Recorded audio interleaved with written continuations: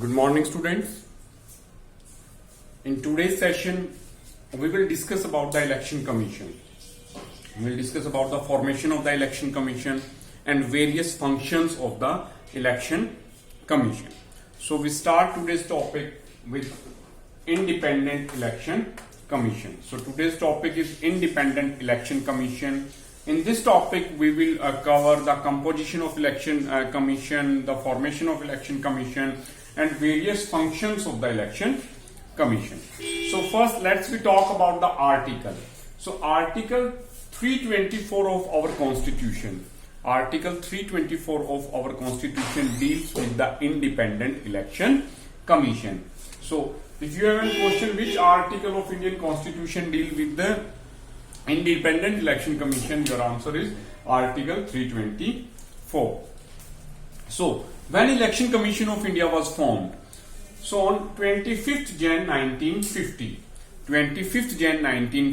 Election Commission of India was formed to conduct free and fair election in India, and 25th January is observed as National Voters Day every year. So हम 25th Jan को हर साल National Voters Day as a National Voters Day जो है उसको observe करते हैं.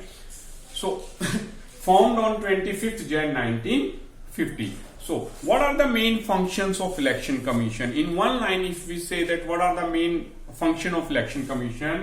To supervise and conduct elections. Sorry. So in one single line, you can say the main function of election commission is to supervise and conduct the election in the country.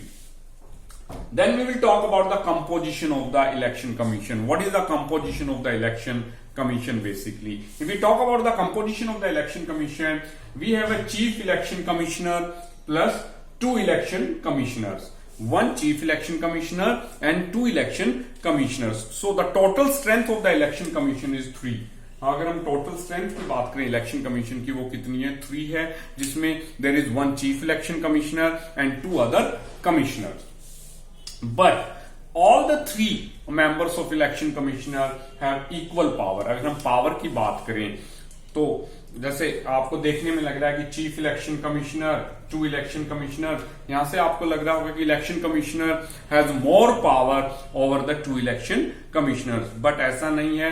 All the 3 members of election commission have equal power, means the chief election commissioner and other 2 election commissioners have equal power. So this is the composition of election commission. So from here we can say that our election commission is multi-body, means multi-member body. हम उसको कह सकते हैं कि multi-member body है, means there are 3 members, but it is not multi-member body from starting. हम starting से ही ये multi-member body नहीं थी. means since 25th Jan 1950 जब इलेक्शन कमीशन फॉर्म हुआ था, then election commission was not a multi-member body, it was a single member body. So let's have a look. Till 1989 election commission was single member body. 1989 के जो general election थे जो कि country में हुए थे, जो लोकसभा इलेक्शन कंट्री में हुए थे जनरल इलेक्शन, उससे पहले जो हमारा इलेक्शन कमीशन है वो सिंगल मेंबर बॉडी था. Means there was only 1 election commissioner, सिर्फ एक इलेक्शन कमिश्नर थे. It was a single member body. But just before the elections of 1989 के इलेक्शन से जस्ट पहले 2 elections commissioners were appointed, but after election the commission reverted its single member status. So till 1989 election commission was a single member body, but just before the election of 1989 दो और election commissioners को appoint कर दिया था election commission में. So first time in 1989 election commission became a 3-member body or multi-member body in the election of 1989. But just after the elections के complete होते ही government ने अपना जो डिसीजन था उसको फिर से वापस ले लिया, रिवर्ट कर लिया, and election commission again become a single member body. तो फिर से वो सिंगल मेंबर बॉडी हो गया. एक बार just for the elections of 1989 दो इलेक्शन कमिश्नर्स को अपॉइंट किया गया था with the chief election commissioner, but जैसे ही इलेक्शंस कंप्लीट हुए फिर से इसको कन्वर्ट कर दिया गया सिंगल मेंबर बॉडी में।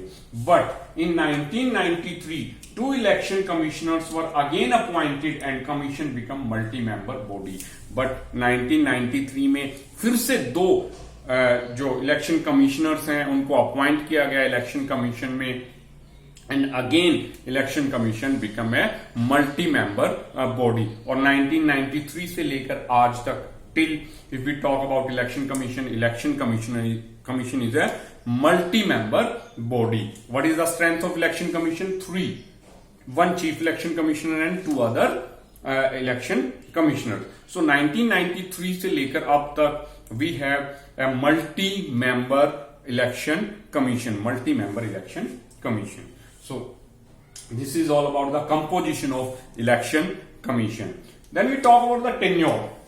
what is the tenure of the election commissioners? means what is the tenure of these 3 persons? ये जो 3 person है, 1 chief election commissioner and 2 other election commissioners, उनका टेन्योर क्या?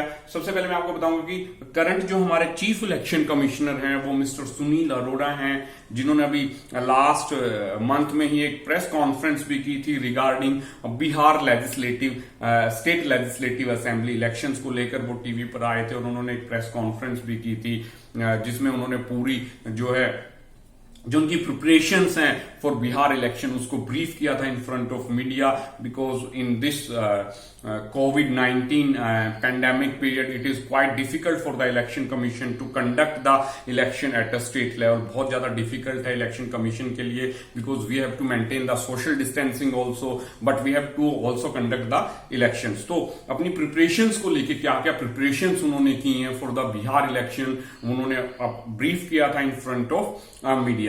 So who is the current chief election commissioner? Mr. Sunil Arora, an IAS officer। Batch मुझे ध्यान नहीं है उनका किस बैच के हैं। A senior IAS officer is the chief election commissioner of India. Bihar अभी रिसेंटली जो है बिहार में इलेक्शंस हैं, state legislative elections will be there in Bihar in 3 phases। 3 phases में जो है बिहार में इलेक्शन है। 28 of this month, then 3rd November and then 7th November और 10th ऑफ नवंबर को जो है रिजल्ट जो है वहां पे जो है डिक्लेयर होएगा बिहार में। So he told about his preparations to the media. So अगर हम उनके tenure, first thing, who appointed these 3 persons, who appointed chief election commissioner and election commissioners? So simple, president on the recommendation of the council of ministers. Who appoint? President appoint करते हैं किसकी recommendation पे या किसकी सलाह पे? Council of ministers की जो है सलाह के ऊपर प्रेसिडेंट इनको अपॉइंट करते हैं। लाइक इनिशियली मैंने सबसे पहले आपको बोला है इंडिपेंडेंट इलेक्शन कमीशन, कि हमारा इलेक्शन कमीशन जो है वो क्या है? इंडिपेंडेंट है। What does this independent word means? उसको हम यहां पर समझेंगे, इनके टेन्योर में समझेंगे हम। Because once they are appointed by the president of India, उनका रिमूवल जो है वो इतना इजी नहीं है कि उनको ओवरनाइट हम जब चाहें उनको हटा सकते हैं, उनको नहीं हटाया जा सकता। एक इजी प्रोसेस से उनको हम उनके पोजीशन से रिमूव नहीं कर सकते, so that they can take their decisions freely, ताकि वो अपने डिसीजंस को फ्रीली ले सकें। सो हम टेन्योर के बारे में बात करते हैं। We have discussed about the appointment of chief election commissioner and other election commissioners, president on the advice of the council of ministers. So tenure appointed for 6 years, इनका जो टर्म है वो 6 years की टर्म है। 6 साल के लिए इनको अपॉइंट किया जाता है। एक बार इनको अपॉइंट कर दिया गया तो ये ऑफिस में कब तक रहेंगे? 6 साल तक, और continue till the age of 65, या तो 6 साल तक या फिर 65 years की एज तक। फॉर एग्जाम्पल, हम इसको एग्जाम्पल से समझते हैं। कई बार स्टूडेंट्स जो है इसमें कंफ्यूज हो जाते हैं। 6 year और 65 means suppose a person is appointed as the chief election commissioner of India at the age of 60। 60 साल की उम्र में उनको अपॉइंट किया गया है chief election commissioner of India. तो अब क्वेश्चन है वो कितने साल तक अपने ऑफिस में रहेंगे, अपनी पोजीशन पे रहेंगे? टेन्योर कितना है? 6 years और 65 year। बट उनको किस एज में अपॉइंट किया गया है? 60 years की एज में अपॉइंट किया गया है। तो वो 5 साल के बाद कितने के हो जाएंगे? 65 ईयर्स के। सो आफ्टर 65 तो उनको रिटायर होना पड़ेगा as per the rule and regulations, as per the provision of the constitution. तो वो 5 साल के लिए ही जो है अपने ऑफिस में रहेंगे, जो पहले हो जाए, या तो 65 ईयर एज और 6 year. In the same manner if a person is appointed at the age of 58 की उम्र में उनको अपॉइंट किया गया as a chief election commissioner और इलेक्शन कमिश्नर, तो वो पूरे 6 साल तक अपने ऑफिस में रहेंगे और अपनी ड्यूटीज करेंगे। So this is the tenure of the election commissioners. Now to assist the election commission of India there is a chief electoral officer in every state. So election commission को assist करने के लिए, because different जो state legislative assemblies हैं उनमें different types पे जो है इलेक्शंस कंडक्ट होते हैं। Like we have taken the example of Bihar just now, that in Bihar we have elections on 28th of October, then 3rd of November, and then 7th of November in 3 phases. To assist the election commission, there is a chief electoral officer in every state. हर एक state में जो है एक chief electoral officer होगा जिसकी duty जो कौन है, जो कि इलेक्शन कमीशन का एक ऑफिसर है to assist the election commission. Like election commission कहां पर है? दिल्ली में है। और डिफरेंट स्टेट्स में क्या है? एक इलेक्टोरल ऑफिसर है जो कि असिस्ट करता है किसको? इलेक्शन कमीशन को ड्यूरिंग द स्टेट लेजिस्लेटिव और लोकसभा और Rajya Sabha election. So now the question is, किन किन बॉडीज के इलेक्शन जो है इलेक्शन कमीशन जो है कंडक्ट करता है? Means election commission is responsible for the election of parliament. सबसे पहले हम बात करेंगे parliament, both the houses of parliament, Lok Sabha और राज्यसभा, दोनों ही हाउसेज के जो इलेक्शंस हैं उनको कौन सुपरवाइज करता है और कंडक्ट करता है? Election commission. Then legislature of every state, जो स्टेट लेजिस्लेटिव असेंबलीज हैं, लाइक अभी रिसेंटली एग्जांपल बिहार का, हम फिर से एक बार बिहार का ही एग्जांपल लेते हैं। अभी बिहार में इलेक्शन है तो कौन सुपरवाइज और कंडक्ट कर रहा है? Election commission. Then president and vice president. Clear? So what is important here? The important here is that the election for the local bodies in every state, जो हमारे लोकल बॉडीज के जो election होते हैं हर state में, like in जनवरी में scheduled है हरियाणा में, नेक्स्ट ईयर इन जैन, जो हमारी जो लोकल बॉडीज हैं, बेसिक जो रूरल लोकल बॉडीज है, पंचायत के इलेक्शंस हैं हमारे यहाँ पे। अब पंचायत के इलेक्शंस की या अर्बन जो लोकल बॉडीज हैं, म्युनिसिपल कॉर्पोरेशन और म्युनिसिपल कमेटीज जो हैं, उनके इलेक्शन को इलेक्शन कमीशन कंडक्ट नहीं करता है। कौन कंडक्ट करता है? स्टेट अथॉरिटीज, जो स्टेट गवर्नमेंट्स हैं, they are responsible to conduct the elections of local bodies. Clear students? Now we will talk about the various functions of the election commission. Election commission के कौन कौन से functions हैं, basically हम उनके बारे में बात करेंगे। So the very most the first function, it supervise the preparation, it supervises the preparation of update voters list, up to date voters list। सबसे पहले इलेक्टरल रोल भी हम इसको बोलते हैं, हम इसको क्या बोलते हैं? इलेक्टरल रोल भी बोलते हैं और क्या बोलते हैं? Voters list. सो सबसे मेन फंक्शन है, जो फर्स्ट फंक्शन है इलेक्शन कमीशन का, वो है to maintain a up to date voters list. Up to date voters list means एक पर्टिकुलर कॉन्स्टिट्यूएंसी में कितने वोटर्स हैं, कितने एलिजिबल वोटर्स हैं। अब देखिए बहुत सारी हैं, एक इलेक्शन है, उसके बाद 5 साल के बाद फिर से इलेक्शन है, तो ड्यूरिंग दीज 5 years कुछ नए वोटर भी ऐड होंगे वोटर लिस्ट में, बिकॉज जो न्यू जनरेशन है जो कि 18 ईयर अटेन कर रहे हैं, जो कि एलिजिबल वोटर्स बन रहे हैं, वो भी अपना नाम चाहेंगे इलेक्टोरल रोल में। कुछ ऐसे पर्सन भी होंगे ओल्ड एज जिनकी डेथ हो गई है, उनका नाम हटाना भी है वोटर लिस्ट से। कुछ ऐसे पर्सन्स भी होंगे जो कि शिफ्ट कर गए हैं from one constituency to other constituency, उन्होंने उनका नाम यहां से हटाकर दूसरी कॉन्स्टिट्यूएंसी में रजिस्टर करना है। So there are lot of work to do in front of election commission. So the first very function of election commission is to maintain or prepare a up to date voter list। एक up to date जो है voter list होनी चाहिए just before the general elections, कि एक particular constituency में right now कितने eligible voters हैं। Second one is it also determines the timing of elections and prepare the election schedule. वो टाइमिंग जो है कोई भी इलेक्शन होना है, चाहे वो स्टेट लेजिस्लेटिव इलेक्शंस हैं या फिर लोकसभा इलेक्शंस हैं, उनकी जो प्रॉपर टाइमिंग है और उनका शेड्यूल है वो कौन बताएगा? इलेक्शन कमीशन प्रिपेयर करेगा. It determine the timing of elections and prepare the election schedule. जैसे बिहार में इलेक्शन है, 3 फेज में इलेक्शन है, किन किन डेट को इलेक्शन है, कब इलेक्शन का रिजल्ट डिक्लेयर होना है, all is decided by election commission. किसने डिसाइड किया? Election commission has decided the entire schedule of the Bihar election. उन्होंने अपने आप ही जो है पूरे इलेक्शन शेड्यूल को जो है डिटेल में जो है शेड्यूल किया है. Then there are some other functions like notification of elections.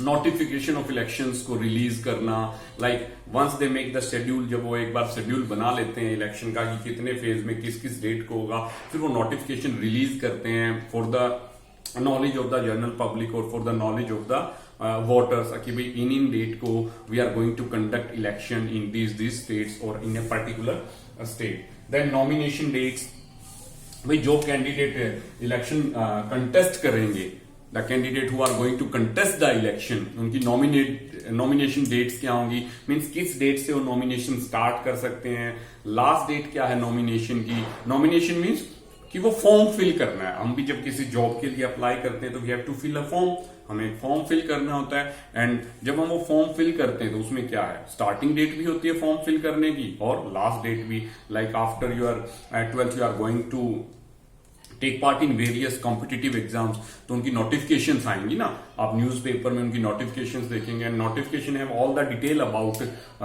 That particular exam की स्टार्टिंग डेट क्या है अप्लाई करने की, लास्ट डेट क्या है अप्लाई करने की, और रिटर्न कब है, ऑरल कब है, ये सारी चीजें सेम ऐसे ही जो है नोटिफिकेशन ऑफ इलेक्शन है और ऐसे ही नॉमिनेशन ऑफ डेट्स है. अभी भी जो candidate who want to contest the election, because in India every person above the age of 25 year can contest the election. कोई भी स्टेट लेजिस्लेटिव असेंबली और लोकसभा के इलेक्शन जो है वो कंटेस्ट कर सकते हैं. Whether I am belong to a party or not, मैं चाहे किसी पार्टी से बिलोंग करता हूं या नहीं करता हूं, अगर मैं इलेक्शन कंटेस्ट करना चाहता हूं and if I am eligible candidate to contest the election, I can take part in the elections. मुझे क्या करना है? नॉमिनेशन डेट्स का ध्यान रखना है, एक फॉर्म लेना है, उसको फॉर्म को फिल करना है और जो है with the security amount I have to deposit it to the concern person in my constituency. Next, date of polling and counting, जैसा कि हमने बिहार इलेक्शन के बारे में अभी अभी डिस्कस किया है.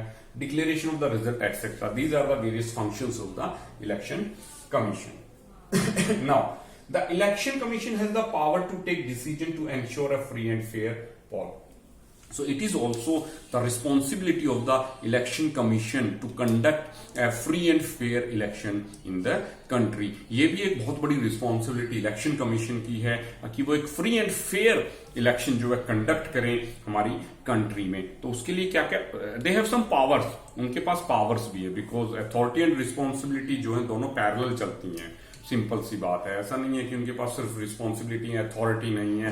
They are only responsible to conduct the election. तो वो कैसे इलेक्शन कर, but they also have some authorities, उनके पास कुछ पावर भी है to conduct free and fair elections. Like it can postpone और कैंसिल द इलेक्शन. सबसे बड़ी बात है, election commission has power to postpone और कैंसिल द इलेक्शन. अगर इलेक्शन कमीशन को लगता है कि किसी भी कॉन्स्टिट्यूएंसी में अनफेयर प्रैक्टिसेस और अनफेयर मीन्स का यूज किया गया है इलेक्शन के टाइम पे, और they have a positive report about that, they have power to cancel और पोस्टपोन द इलेक्शन. उनके पास पावर है कि वो उस इलेक्शन को पोस्टपोन कर सकते हैं और उस इलेक्शन को कैंसिल भी कर सकते हैं. अगर उनको पता चलता है कि पर्टिकुलर कॉन्स्टिट्यूएंसी में मनी पावर का यूज किया गया है या मसल पावर का यूज किया गया, लोगों को डरा धमका कर एक पर्टिकुलर कैंडिडेट या पर्टिकुलर पार्टी की तरफ मूव किया गया और इलेक्शन कमीशन को इस बारे में पता लगता है, तो they have power to cancel the election. The Election Commission also implements a model code of conduct for parties and candidates. और election commission just before the election से पहले एक कोड ऑफ कंडक्ट जो है इशू करता है for every party and every candidate. हर एक पार्टी और कैंडिडेट के लिए जो है एक कोड ऑफ कंडक्ट यूज किया जाता है. और What is that code of conduct? Rule and regulations. Like recently, very good example, in Bihar election, the rule and regulations are quite different from past. अगर हम बात करें बिहार इलेक्शन में, तो यहाँ के रूल एंड रेगुलेशन हैं काफी स्ट्रिक्ट हैं, जस्ट बिकॉज ऑफ द कोविड-19. बिकॉज पहले इलेक्शंस में क्या थे, the candidates and the parties are free to conduct the rallies conduct कर लेते थे, या नुक्कड़ सभा जिसको हम बोलते हैं वो कंडक्ट करते थे. But in Bihar now, as per the code of conduct of the election commission, political parties and candidates are not allowed to hold big rallies because we have to maintain the social distance. तो अभी बिहार में क्या चल रहा है, visual rallies चल रही हैं. लाइक आपके यहाँ जूम मीटिंग्स लेते हैं टीचर्स टू फॉर टॉपिक, तो उसी तरह जो है इन्हीं जो है टेक्नोलॉजीज का यूज करके जो है कैंडिडेट्स जो है वो आम वोटर तक पहुंच रहे हैं. सो कौन कोड ऑफ कंडक्ट, भाई कितने बजे तक कैंपेन करनी है, ऐसा थोड़ी ना है कि रात को भी कैंपेन करता रहेगा कोई, क्योंकि उससे तो क्या होगा, जो एटमॉस्फेयर है वो टोटली डिस्टर्ब हो जाएगा. सो ये सारी जो रूल एंड रेगुलेशंस है वो कौन बनाता है हमारे लिए, election commission. Next, it can order repoll in a specific constituency. उनको लगता है कि किसी पर्टिकुलर कॉन्स्टिट्यूएंसी में इलेक्शन हो गया, लेकिन बाद में they got a report that election was not free and fair. उनको लगा कि फ्री एंड फेयर इलेक्शन वहां नहीं हुआ है. They got various complaints from the different persons. तो they have power to cancel that election, और उसको रीपोल के लिए वो उस पर्टिकुलर कॉन्स्टिट्यूएंसी को रीपोल के लिए बोल सकते हैं कि भाई इस पर्टिकुलर कॉन्स्टिट्यूएंसी में हम फिर से इलेक्शन करवाएंगे, and they will fix the date for that particular election. Now, the next function of election commission is recognition of political parties and allot symbols to each of them.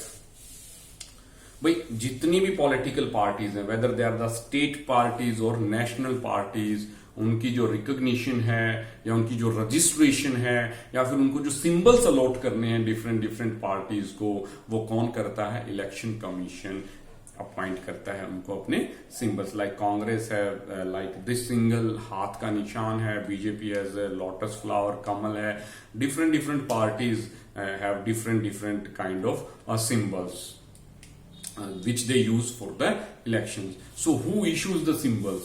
कौन issue करता है वो symbol, election commission issue करता है वो सभी symbol को. So students, these are the various functions of the election commission in India. So this is for today. In next session we will discuss about the reforms in election in India. कि हमें और कुछ reforms चाहिए और better करने के लिए हमारे इलेक्शन सिस्टम को, तो वो क्या क्या रिफॉर्म्स हैं, we will discuss in next session. Thank you student, go through the video and take your doubts. Thank you very much.